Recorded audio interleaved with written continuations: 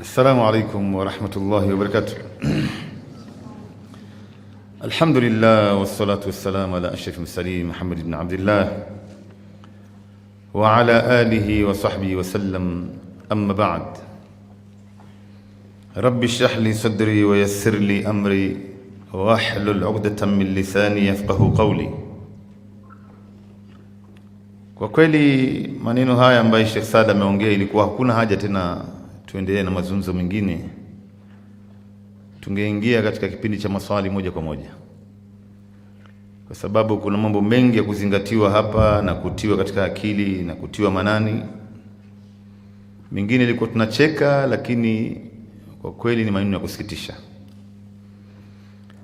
Lakini mimi madamu ndo ratiba ilivyopangwa na muda wa nusu saa ambayo tumepewa hapa, alafu tutakuwa na kipindi cha maswali kuanzia hapo. Mtu yote mwenye maswali yake ataandika ama atatoa kwa sauti, basi fursa hiyo itapatikana. Kwa hii muda wa nusu saa tuzungumzie ni kwa nini tujiandae na mwezi wa Ramadhani. Mbona Ramadhani tu ndio watu wanatakana kujiandaa, dada zangu, ndugu zangu? Mbona miezi mingine mashekha hawasemi tujiandae mwezi wa Muharram? Hujawahi kusikia hiyo kwamba jamani tujiandaeni na mwezi wa Dhulqaada, inakuja iko mbele yetu, tujiandaeni na mwezi wa Jumada Thani au Rabiul Awwal? Mbona mwezi wa Ramadhani tu ndio watu wajiandae? Ni kwa sababu yale mazito ambaye Ramadhani imeyabeba. Mtu yoyote ambaye hatojiandaa kisawasawa, huyu atakuwa amenyimwa. Ndio Mtume sallallahu akasema, faman hurima khairaha faqad hurim. Mtu yoyote ambaye atakayenyimwa khairi za Ramadhani, huyu ndio mtu ambaye amenyimwa kiuhakika. Ndio Mtume sallallahu akasema, hakika imewajilieni Ramadhani, kila mmoja sasa hivi ajishughulishe katika njia moja au nyingine. Ya baghi alkhair aqbil wa ya baghi alshar aqsir. Ewe ambaye unayekimbilia mambo ya kheri, kuwa karibu, siwe mbali. Karibia na wale wema ambao wanaokaribia, usikae mbali na mambo mema. Sasa si wakati wa kukaa mbali. Na yeyote ambaye anayepapia mambo ya shari, basi awache na apunguze haya mambo ya shari, asiyakaribishe tena katika maisha yake, kwa sababu hii si mwezi ya watu kupoteza. Ramadhani kwa kweli imebeba mambo hatuwezi kuelezea kwenye darasa moja hii, mambo ambayo Ramadhani imeyabeba hasatan kwa ajili ya maisha ya Muislamu. Kwa taarifa yako ndugu yangu, dada yangu, hii ndo mwezi wa pekee ambaye imetajwa ndani ya Qur'ani kwa jina, na imetajwa mara moja tu, shahru ramadhana alladhi unzila fihi alquran. Miezi mingine yote 11 katika kalenda ya Kiislamu haikutajwa ndani ya Qur'an. Ndani ya Qur'ani hakuna jina Muharram wala Rabiul Awwal wala mwezi wa Safar, samahani, Rabiul Awwal, Rabiul Thani, Jumada al-Awwal, Jumada al-Thani, Shaaban, Rajab, Shaaban, Dhulqaada, Dhulhijja. Hakuna hizi miezi, tunaipata kwenye hadithi ya Mtume. Lakini mwezi uliotajwa ndani ya Qur'ani kwa jina peke yake ni Ramadhani, tena imetajwa mara moja tu Qur'ani nzima, ili kumkumbusha Muislamu kuna mwezi ambaye ni muhimu sana katika maisha yako hapa. Usijaribu kufanya mambo ya kijingajinga, usijaribu kufanya mambo ya kupoteza wakati, usijaribu kupoteza hii fursa. Hii ndio maana yake anapokumbusha Muislamu. Ndio maana unaona wema waliotangulia, ilipokuwa inaingia mwezi wa Shaaban, wengi wao wakifunga kazi zao, anafanya mahesabu yake ya nyumbani, inatakana ration kiasi gani, watoto wake, mahitaji yao, malazi yao, anapiga mahesabu yote, anaacha gharama zote kule. Sasa anafunga biashara yake mpaka baada ya Ramadhani, miezi miwili maana anaanza kujiandaa na Ramadhani kwa kuswali swala 5 msikitini. Alikuwa anayafanya haya, anahakikisha kwamba sunna za kablia na baadia haimpiti, salati dhuha haimpiti, anaamka tahajjud kila siku, wanajibidiisha kusoma sana Qur'an. Ndio hii mwezi wa Shaabani ikaitwa shahrul qurra, mwezi ya watu wanaosoma Qur'an. Walikuwa wakisoma sana Qur'an kwa sababu ili Ramadhani itakapoingia, ile joto ya ibada iwe ndani ya damu yao. Mbali na kuswali sana, wakifunga sana saumu za sunna, wakifunga sana wakisoma sana Qur'ani na wakitoa zaka katika mwezi wa Shaaban. Maana yake ni kwamba wanajikaribisha kwa Mwenyezi Mungu na ibada mbalimbali, ili Ramadhani itakapofika, ile joto ya ibada iwe ndani ya damu yao, ile joto ya ibada iwe ndani ya damu yao. Sasa sisi sote tulokaa hapa, dada zangu, ndugu zangu, tumejiandaa kiasi gani mpaka sasa hivi? Imebakia siku 12, siku 13 kuingia Ramadhani. Wewe umejitayarisha vipi? Umejikaribisha vipi kwa Mola wako mpaka sasa hivi? Je, unafunga saumu za sunna? Unaamka tahajjud? Unasoma Qur'an? Au unangojea Ramadhani itangazwe kwamba kesho Ramadhani, mwezi umeonekana, sasa ndo watu wanaanza kujiandaa? Unaona misikiti inajaa, Qur'ani watu wanasoma, swala ya jamaa inajaa, darsa inajaa, tarawih inajaa. Baada ya wiki ile nguvu inaanza kupungua, inamalizika Ramadhani, hata mtu juzia 5 hajafika. Wengine ikifika katikati wameshachoka, hawawezi tena, hata tarawih hawaswali tena, darsa msikitini hawawezi hata kukaa, wanabakia kuhisabia masiku kwa sababu maandalizi haikuwa sawa. Lakini hizi siku 10, 12 iliyobakia, ndugu zangu, nafasi bado ipo ya mimi na wewe kurudi kwa Mola wetu na tukajitayarisha sawasawa, na tukaipata Ramadhani ya mwaka huu. Ni Ramadhani tofauti na Ramadhani zote ambayo tumewahi kufunga katika maisha yetu. Sheikh Saad ameongea maneno mazito sana hapa kwamba sisi wengi wetu hapa hatujiandai kiibada. Watu wanajiandaa kwa ajili ya kula, wengine wanajiandaa ni vipi tutapass time ndani ya Ramadhani, tutapoteza wakati vipi. Inanuliwa karata mpya, inanuliwa dumna mpya, inanuliwa kera mpya, inaandaliwa mambo ya Ramadhan Cup kama alivyotaja. Na wengine wanafikiria ni vipi hii Ramadhani itapita katika njia ambayo ni ya kasi. Anafikiria Ramadhani ikisha mimi nifanye nini? Maana yake sasa ndo atakana arudi kula alipokuwa vibaya sana. Maana yake sasa vipi Ramadhani athari yake itapatikana katika maisha yetu ikiwa maandalizi ndio haya? Sasa kwa nini tujiandae na Ramadhani? Dada zangu, ndugu zangu, hii ni maudhui muhimu sana. Unajua, wakati mwingine ukishajua fadhila ya jambo utaipa uzito. Wewe leo hujui thamani ya ibada hii ambayo unaifanya, thawabu yake ni nini, thamani yake ni nini, uzito wake ni kiasi gani. Wewe utaidharau tu, utajua hii ni kitu cha kawaida tu, ni sunna tu. Lakini wallahi ukishajua kwamba kumbe haya mambo mimi nilikuwa sijafahamu, kumbe ni hivi, thawabu yake ni hii, daraja yake ni hii, kuanzia sasa utaipa uzito mkubwa sana katika maisha yako. Ndio Sheikh Saad ametaja hapa moja, kwa nini sisi tunajiandaa kwa ajili ya Ramadhani. Ni kwa sababu ndo mwezi wa pekee katika muda wa mwaka nzima milango ya pepo inafunguliwa. Mtume sallam anasema katika hadithi aliyopokea Abu Hurairah radhiyallahu anhu, anasema idha kanat awwal laylatin min Ramadan futihat abwabul janna, inapokuwa usiku wa kwanza wa Ramadhan milango ya pepo inafunguliwa. Unajua hapa kuna vitu viwili ndugu zangu, ni lazima mfahamu nyinyi kama Waislamu. Kuna milango ya pepo na kuna aina za pepo. Kuna milango za pepo. Katika milango ya pepo, mlango ya kwanza Mtume sallam ametaja ni babu sala. Kuna mlango ambao unaitwa mlango wa watu walioswali, na hii ni kwa watu ambao waliosimamisha swala, sio waliswali tu. Hao watakuwa na mlango yao khas. Mtume anataja mlango wa pili ni babul jihad, watu waliopigana jihadi. Ndugu zangu, hawa watu wana daraja ya juu mbele ya Mungu. Ndugu zangu, Kisha inayofuata ni babu sadaqa, walotoa sadaqa kwa wingi, na hii inaingia zaka vile vile. Kisha inayofuata ni babu alhajj, walokwenda kutekeleza ibada ya hija. Kisha inafuata babu rayyan. Ar-rayyan ni mlango ya watu waliofunga saumu, wameandaliwa mlango wao khas.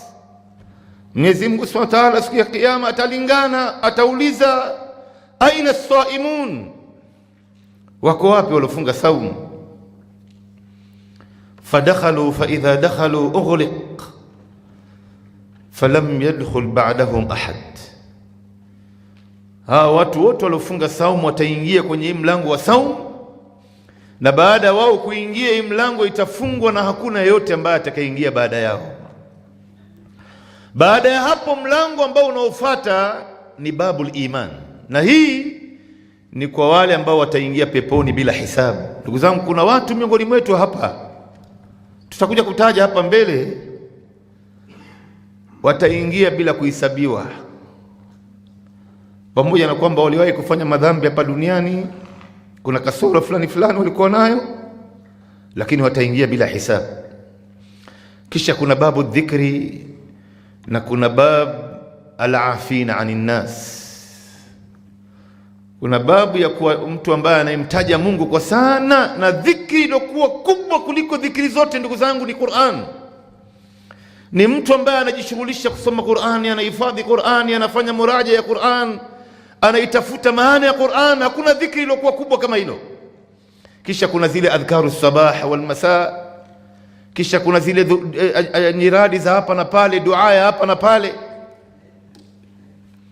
Lakini wale ambao watakaowasemehe wenzao, hawa naye pia wana mlango wao khas, albab alafina anin nas. Na tunapozungumzia kwamba alafina anin nas, ndugu zangu, si kwamba utamsamehe tu mtu hivi hivi. Ni watu waweke kikao, ule bwana aliyewakosea wenzie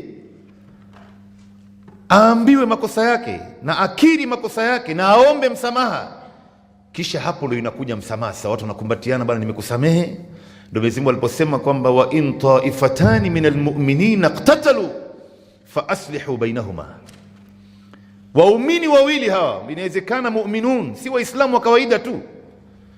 Kumbe inawezekana wale waumini wa kweli wakatofautiana, wakagombana, wakakhtalifiana. Inapotokea tofauti na ugomvi baina yao, suluhisheni baina yao. Kabla ya watu kumwambia bwana nimekusamehe, watu wasuluhishe mwanzo. Nimekusamehe kwa kitu gani? Isuluhishwe ili asipate kurudia, na akiri mbele ya watu, na iwe ni funzo katika jamii. Lakini kuna aina za pepo ndugu zangu, hizi naye ziko milango. Aina za pepo aina 8. Kuna jannatul firdaus, kuna jannatul naim, kuna jannatul adn, kuna jannatul khuld, kuna jannatul ma'wa, kuna jannatul kasif, na kuna darus salam wa darul maqam. Hizi zote ni aina za pepo. Sasa wewe fikiri ndugu yangu, mlango wa pepo unafunguliwa katika mwezi wa Ramadhani. Miezi mingine 11 yote imefungwa milango. Maana yake nafasi yako kuingia peponi ndugu yangu iko mbele yako. Ni wewe ndo ambao utaamua kuingia ama utakataa. Kisha huu ndo mwezi wa pekee ambaye milango ya moto unafungwa. Unajua, katika jambo la ajabu, Mwenyezi Mungu katika uumbaji wake kuna milango 8 ya pepo na mlango 7 wa moto, kuonesha rehema ya Mungu, namna Mwenyezi Mungu Subhanahu wa Ta'ala anavyowatakia waja wake kheri. Ameumba milango ya pepo nyingi kuliko mlango wa moto, na ndio mlango wa moto unafungwa katika mwaka nzima katika mwezi wa Ramadhani. Miezi mingine yote 11 mlango wa moto uko wazi. Maana yake nafasi ya Muislamu kuingia motoni hana nafasi hapa. Tutakuja kuelezea ndugu zangu, na ndio hapa ambapo sheitani anatua minyororo, hasatan wale maradatu shayatin, wale wakubwa wa mashaitani, wale wanatua minyororo. Maana yake wewe usije ukapata kisingizio, jamani ni sheitani ndio ambaye alinipoteza. Sheitani yuko wapi sasa hapa? Ni wewe sasa ndugu zangu, umeshaachiwa huru wewe na Mola wako. Usije ukamsingizia mtu yoyote, usije ukamsingizia mtu yoyote. Sasa katika kwa nini ndugu zangu tujiandae na mwezi wa Ramadhani, katika kila usiku wa Ramadhani.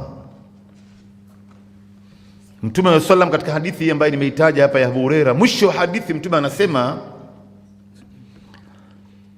walillahi utaqa'un minan nar wa dhalika fi kulli layla, na Mwenyezi Mungu Subhanahu wa Ta'ala anawawacha waja wake kutokana na moto wa Jahannam, mamilioni ya watu, na hii ni kila usiku wa Ramadhani. Kuna riwaya inayosema kila wakati binadamu Muislamu anafungua saumu wakati wa magharibi. Wakati wa magharibi watu wanapofungua saumu, basi Mwenyezi Mungu Subhanahu wa Ta'ala anawawacha watu kutokana na moto wa Jahannam. Unajua, unaposikia Mwenyezi Mungu anawawacha watu kutokana na moto wa Jahannam, unajua maana yake ndugu zangu? Unaposikia Mtume anasema walillahi utaqa itqun minan nar, maana yake lau Mwenyezi Mungu atakutoa ndani ya moto wa Jahannam, ndugu yangu, hautoingia motoni milele. Hii ndo maana yake ndugu zangu. Watu wengi leo hawajafahamu hili. Milele hautoingia motoni. Ndio unaona lau Mwenyezi Mungu anakutoa wewe ndani ya moto wa Jahannam katika usiku mmoja wapo wa Ramadhani, haiwezekani tena baada ya Ramadhani wewe ukarudia mabaya, kwa sababu Mwenyezi Mungu Subhanahu wa Ta'ala tayari ameshakutoa ndani ya moto wa Jahannam. Na hizi ndo baadhi ya mambo ambayo inapatikana ndani ya Ramadhani. Na ni kwa nini tujiandae na Ramadhani? Wallahi, na wewe leo ukishatolewa ndani ya moto wa Jahannam, wewe ni minal faizin. Leo vita vyetu vikuu katika dunia hii ni Mwenyezi Mungu atuepushe na moto wa Jahannam. Usiombe ndugu yangu kuingizwa motoni. Unajua wakati mwingine watu wanazungumza maneno ovyo ovyo tu. Mtu hajali anaongea nini, anaweza kumkejeli mwenzie akamwambia, bwana, mimi nikikukuta peponi wewe bora pepo ikae, bora niingie motoni kuliko kuwa na wewe peponi, na ikiwa pepo ni yako basi bora moto. Mtu anaongea vitu kama hivi, lakini wallahi hii moto wa Jahannam, unajua rangi yake ni rangi nyeusi, na subhanallah, hii ambaye leo tunawasha naye moto hapa, tunawasha umeme, tunachaji naye simu, tunapika naye chakula, Mtume wa sallam anasema imezimwa mara 70 mara 3. Ile ya Jahannam ndio imezimwa mara 70 mara 3, ndio hii ambayo tunaweza kupika naye chakula na kuwasha naye simu hapa, ambapo leo hakuna mtu anaweza kuisubiria hii moto ya dunia hii.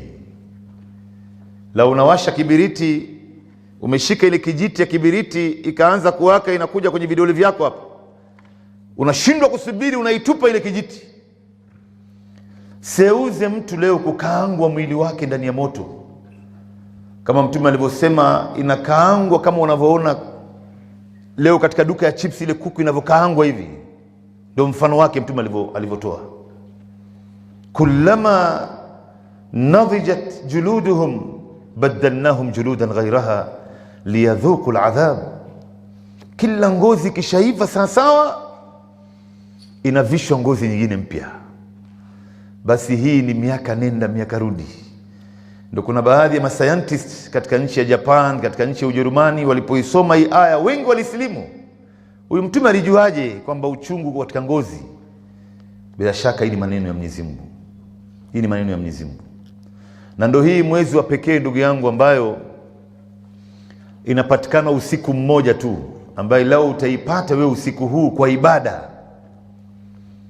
ni sawa na mtu kufanya ibada zaidi ya miaka 83 na miezi 4, ambaye labda wengi wetu hapa hatuwezi kufikia umri huo. Mwenyezi Mungu aliposema khairun min alf shahr, Lailatul Qadri khairun min alf shahr, usiku wa Lailatul Qadri ni bora kuliko miezi 1000. Miezi 1000 ni sawa na miaka 83 na miezi 4, ambaye labda wengi wetu hatuwezi kufikia hapo. Mtume anasema a'maru ummati baina 60 wa 70, umri wa umma wangu ni baina ya miaka 60 mpaka 70. Wewe ukiona umefika miaka 70 ndugu yangu, unaelekea miaka 80, hii ni ziada. Kama wanavyosema Waingereza, hii ni bonus. Ukavuka 70 unaelekea 80, wewe umepewa ziada ndugu yangu. Wengi wetu hatutofikia huko.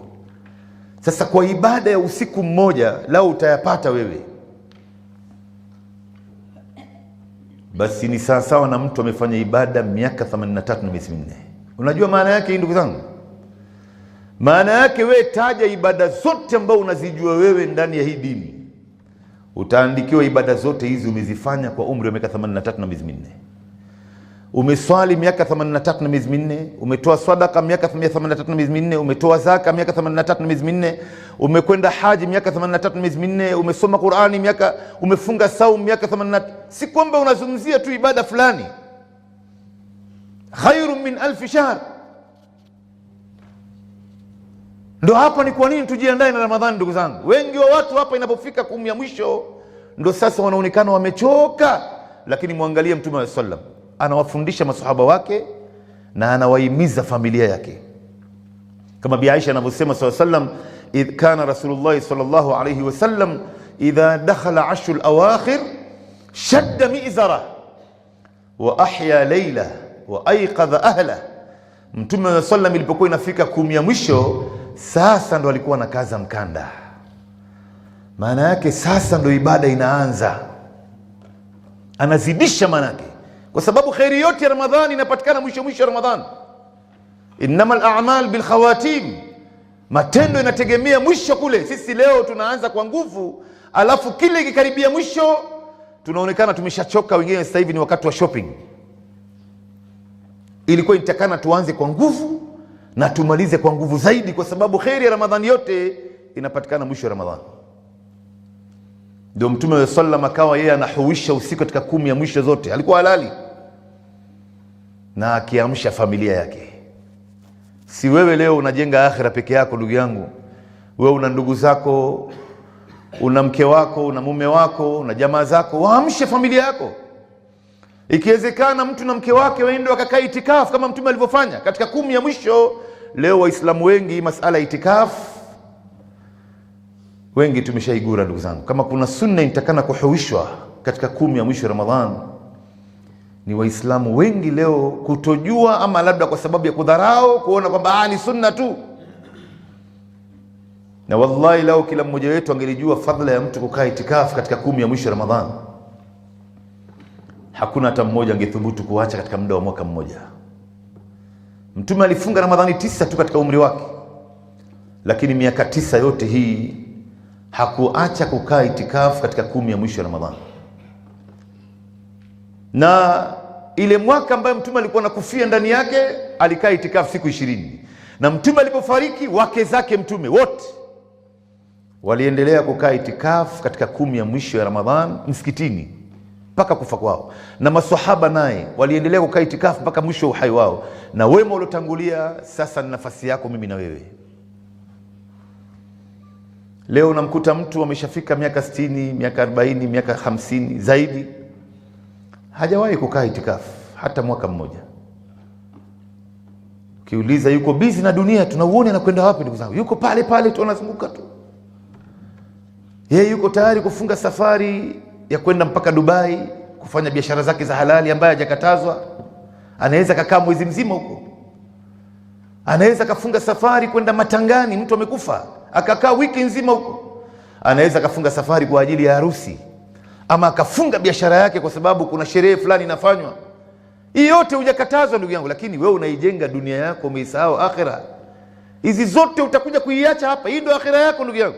Ndio unaona ule mtu ambaye anayekaa itikafu msikitini 10 ya mwisho ya Ramadhani, anajifungia ndani ya msikiti, anaye nafasi nzuri ya kuipata Lailatul Qadri kuliko yule ambaye anayetegea.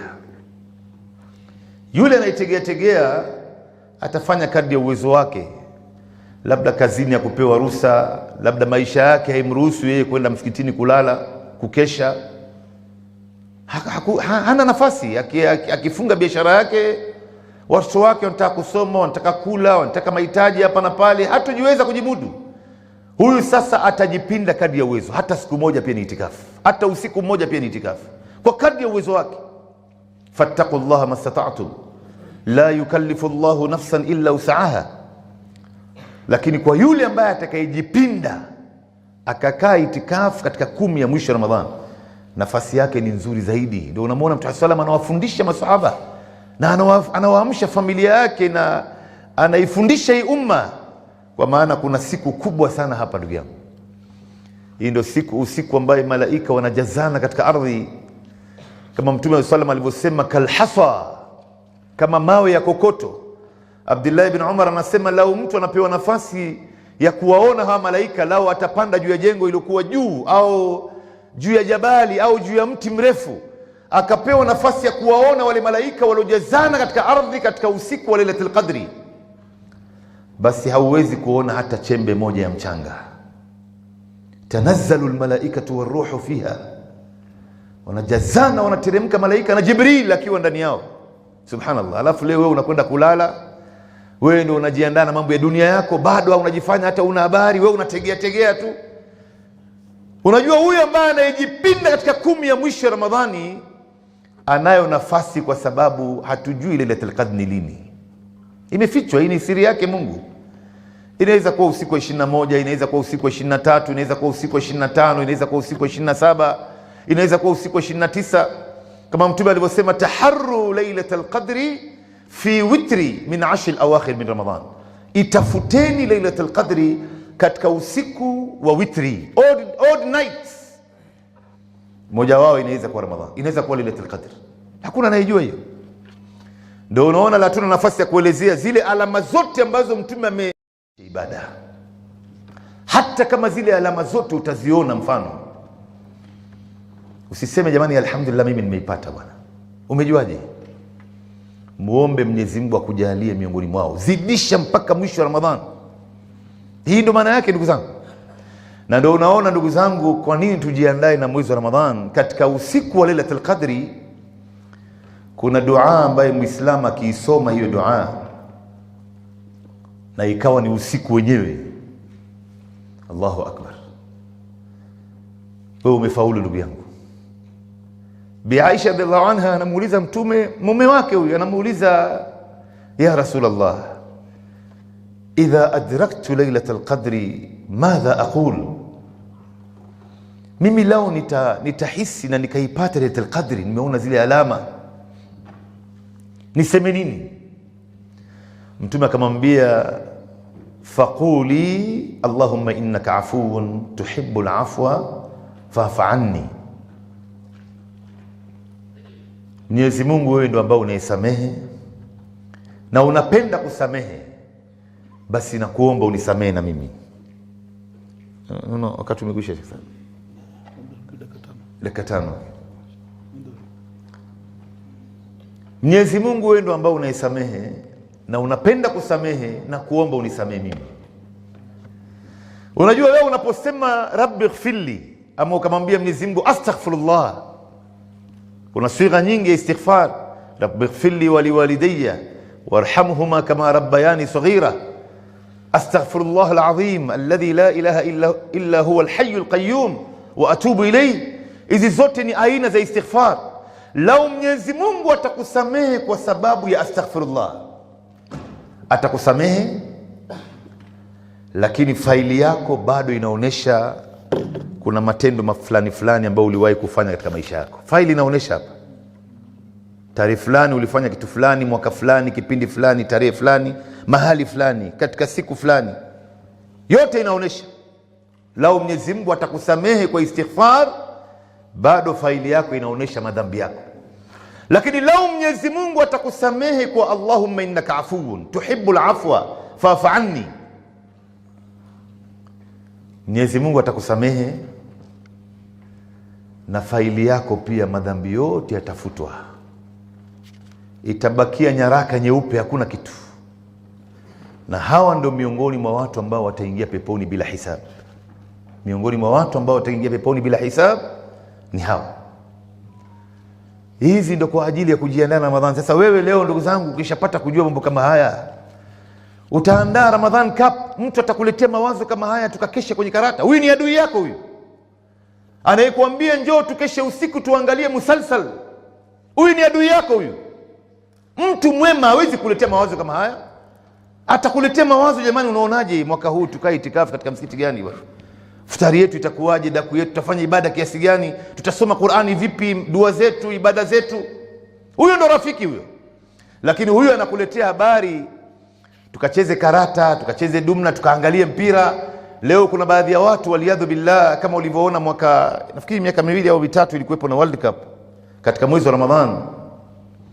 Swala ya tarawih ilibakia safu moja katika baadhi ya misikiti Nairobi kwa sababu mpira unaonyeshwa kwenye TV. Hii kama sio msiba ni kitu gani ndugu zangu? Umeshaangalia umepata nini wewe? Na saa nyingine nafasi kama hii isiweze kurudi katika baadhi ya maisha yetu ndugu zangu. Kama juzi katika mtaa mmoja hapa Nairobi, mtoto wa kike wa miaka 22 ameugua homa tu, homa. Amepewa dawa, amekwenda chemist, amenunua dawa, amepanda juu kitanda kulala, na ndo hakuweza kuamka. Amezikwa jana, hakuamka tena. Ndio ilikuwa naumatul maut. Na labda mimi na wewe tutapewa nafasi hii nyingine, hiyo inawezekana, lakini ile hali tulionayo sasa hivi ndugu zangu, hali ya afya na nguvu ya mwili na siha nzuri na uwezo, ndio tutakuwa naye tena katika miaka zinazokuja. Ndio Sheikh Saad ametaja maneno muhimu hapa. Ndugu yangu, kama hujui faida ya afya ulionayo wewe, tembea hospitalini hapa, nenda Kenyatta ukaangalia namna watu wanavyohangaika na afya zao. Tumempata kijana ambaye anaugua maradhi ya mkojo. Si kwamba eti mkojo wake unatoka ovyo ama labda anajikojolea, ni kwamba wakati anapotaka kukojoa ile mkojo haiwezi kutoka. Sasa ile uchungu ambayo bwana alikuwa akisikia, utafikiri malakal maut anaitoa roho yake.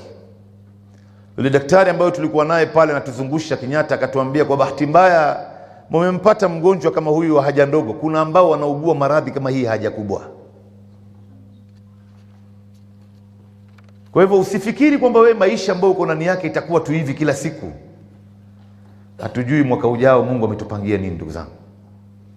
Kwa hivyo baada ya kuyajua haya na mengine mengi hatujaeleza, ndio tukasema darasa moja hapa ya nusu saa haitoshi kuelezea yale ambayo Ramadhani yametuandalia sisi. Na yote hii ni Mwenyezi Mungu Subhanahu wa Ta'ala anatutakia kheri. Ndio maana ametuwekea mambo ya kheri katika Ramadhani hii. Kwa hivyo tujiandaeni ndugu zangu, tujikaribishe kwa Mola wetu, tusifanye mambo ya ujinga. Wewe umepewa akili, umepewa macho. Vipi umepewa akili, umepewa macho, unatumia akili ya mtu mwingine, unatumia macho ya mtu mwingine? Anakuambia twende, wewe unaenda tu.